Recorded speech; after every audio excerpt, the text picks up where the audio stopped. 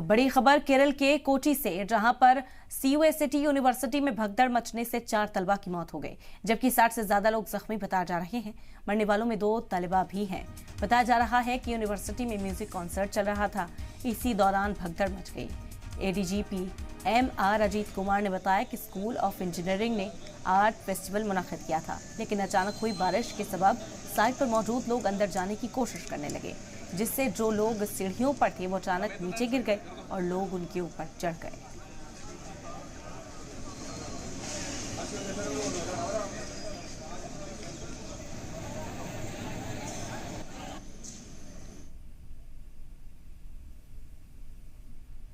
तो ये बड़ी खबर केरल के कोची से, CUSAT यूनिवर्सिटी का ये कैंपस है। आप देख सकते हैं किस तरह भगदड़ मची है। यहाँ पर 60 से भी ज़्यादा तलबा जो हैं वो ज़ख्मी बताए जा रहे हैं। बेहद अफसोसनाक खबर है कि 4 तलबा की मौत हो गई है। 2 तालिबात भी इसमें शामिल थी।